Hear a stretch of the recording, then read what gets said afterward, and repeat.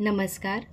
श्रीराम ज्यांचे नाव आहे, अयोध्या ज्यांचे धाम आहे, एकवचनी एक वाणी, मर्यादा पुरुषोत्तम, अशा रघुनंदनाला आमचा प्रणाम आहे. श्रीराम मंदिर प्राणप्रतिष्ठा पूजनाच्या सर्वांना हार्दिक शुभेच्छा.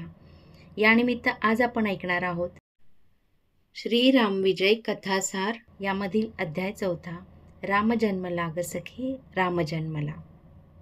राजा दशरथाच्या 3 मुख्य राण्या होत्या, कौसल्या, सुमित्रा आणि कैकेयी. पुत्रकामेष्ठी यज्ञात अग्निनारायणाने दिलेला पायस प्रसाद तिघींनी खाल्ला आणि काही दिवसांनीच तिन्ही राण्या गर्भवती झाल्या. अयोध्येत प्रजानन उत्कंठित होते. तिन्ही राण्यांना गर्भ राहिले आणि दशरथही उत्कंठ व आनंद यांनी बेचैन झाले. वसिष्ठ ऋषी दशरथ राजाला म्हणाले, दशरथा, गरोदरपणी स्त्रियांना अनेक इच्छा होत असतात. त्यांना होणारे संतान पुढे कोणत्या स्वभावाचे होईल हेही त्यावरून समजते. त्यांच्या इच्छा पतीने पुरवाव्यात असे धर्मशास्त्र सांगते. तेव्हा तू तिन्ही राण्यांना काय हवे ते विचार आणि त्यांच्या इच्छा पूर्ण कर. आणि त्याप्रमाणे दशरथ प्रथम कैकेयीच्या प्रासादात गेला. त्याने तिला प्रथम पायस दिले नव्हते म्हणून ती रुसली होती. तेव्हा यावेळी तिला प्रथम विचारावे असे त्यांच्या मनात आले. तो आत शिरला. कैकेयी मंचकावर पडून राहिली होती. ती उठली नाही. राजाने तिला विचारले, प्रिये? पण तिने फणकाराने दुसरीकडे तोंड फिरवले. तुला काय हवे? तुला काय आवडते? मी तुझे डोहाळे पुरवणार आहे. राजाने जवळ जात तिला विचारले.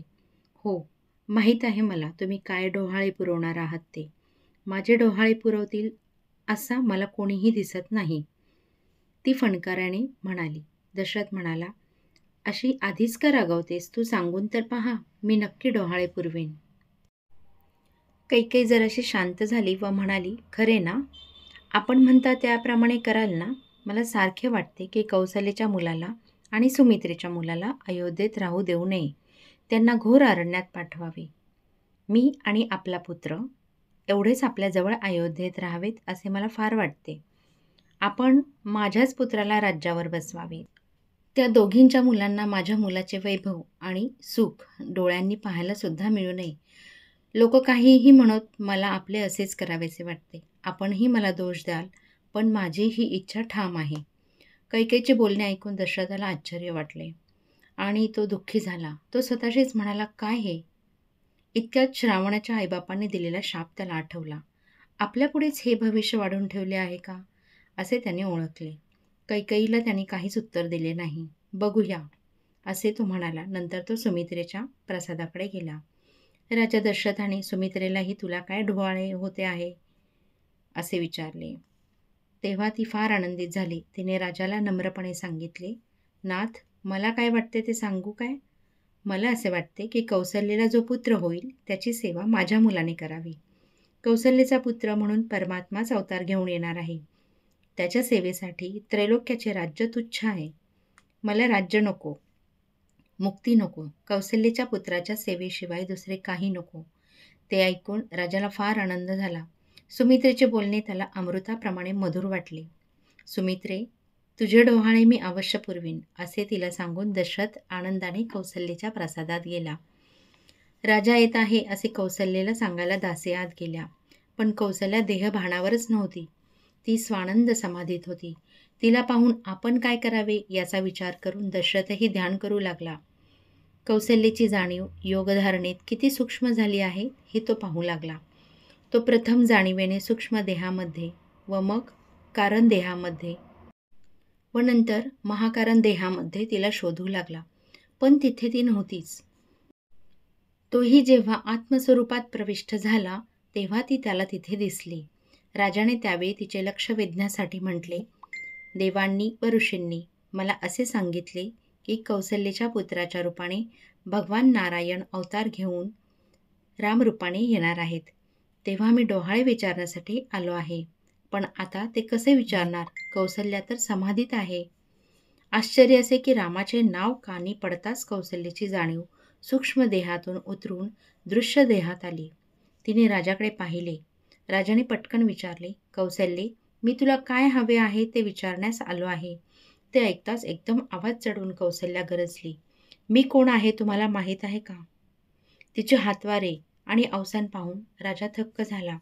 तो भीत म्हणाला, कौसल्ये, तू भानावर आहेस का? तुला कसली बाधा तर नाही ना झाली? कौसल्या पुन्हा बोलू लागली. त्यावेळी तिला वेगळाच आवेश आला होता. मी राम आहे, भेदातीत, गुणातीत, कालातीत, सर्व साक्षी असा मी आहे. जीव आणि शिव हे भेद माझ्या ठायी नाहीत. द्वैत आणि अद्वैत यांच्यापेक्षा मी विलक्षण आहे. राजा निरुत्तर झाला. त्याने पुन्हा एकदा प्रयत्न करून पाहिला. कौसल्ये, रावणाने आपल्या लग्नाच्या आधी तुला पेटीत घातले होते आणि पळवून नेले होते, हे तुला आठवते का? कौसल्या पुन्हा दुसऱ्यांदा आवेशात गेली. कुठे आहे तो रावण? आणा त्याला इकडे. आणा धनुष्यबाण. मी त्याची दाही मुंडकी उडवतो. मी ताटकेला मारणार. मी विश्वामित्रांचे यज्ञ पूर्ण करणार. शंकराचे धनुष्य मोडणार. अहो, माझी सीता घेऊन येणार मी. त्या परशुरामाचे तेज मी नाहीसे करणार. राजा दशरथ नुसता ऐकतच राहिला. आता मध्येच बोलायचे नाही असे त्यानं ठरवले होते. कौसल्याची बेभान अवस्था बडबड चालूच होती. मी वडिलांचे वचन पाळण्यासाठी अरण्यात जाणार आहे. तिथे पण मी राक्षसांना मारणार. ती पहा शबरी माझी वाट पाहत आहे. मी वानरांना पाठवून लंका उद्ध्वस्त करेन. माझ्या सीतेला रावण पळवून नेतो काय? मारुती माझा भक्त आहे, तो लंका जाळील. समुद्रावर आम्ही सेतू बांधणार आहोत. मी रावणाला मारणार आहे. लंकेचे राज्य मी बिभीषणाला देणार आहे. मी कुंभकर्णाला मारणार आहे. रावणाच्या बंदीतून मी साऱ्या देवांना सोडवीन. माझ्या प्रजेवर मी प्राणापलीकडे प्रेम करीन. दशरथाला आता काहीच उमजत नव्हते. कौसल्याच्या मनाची स्थिती त्याला काहीच कल्पना येईना. त्याने वसिष्ठांना बोलवले. कौसल्या डोळे मिटून बसलेलीच होती. वसिष्ठांनी तिची अवस्था पाहिली, ध्यान केले. तेव्हा तिच्या अस्तित्वाला व्यापून धनुर्धारी राम विराजित आहेत असे दिसले. ते पाहताच त्यांचीही समाधी लागली. तेव्हा राजा त्यांच्याकडे पाहून मनात विचार करू लागला, हा सारा काय प्रकार आहे? श्रावणाचा माझ्या हातून वध झाला म्हणून या दोघांना कसली बाधा तर नाही ना झाली? तो चिंता करू लागला. तेवढ्यात वसिष्ठ जागृत अवस्थेत आले. राजा एकदम त्यांच्या पाया पडला. वसिष्ठांनी त्यांचे सांत्वन केले. ते म्हणाले, दशरथा, काळजी करू नको. भगवान विष्णू शंख, चक्र व शेष यासह अवतार घेणार आहेत असे मला ध्यानाने कळले आहे. कौसल्याच्या पुत्राच्या रूपाने स्वतः विष्णू येणार आहेत.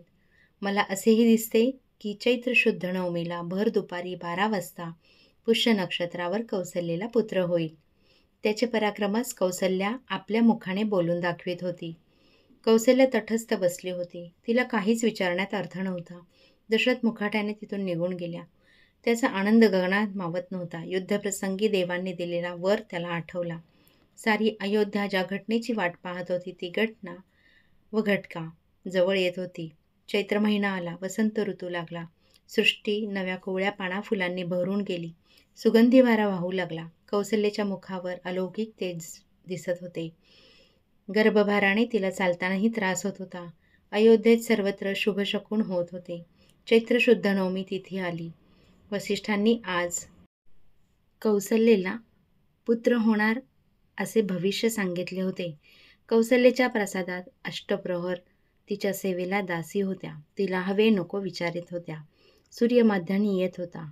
कौसल्याला प्रसूती वेदना होऊ लागला. सूर्यबरोबर मध्यानी आला आणि ती प्रसूत होऊन तेजपुंज सावळ्या रंगाचा पुत्र जन्माला आला. आणि त्याच क्षणी वसंत ऋतूला अत्यंतिक बहर आला.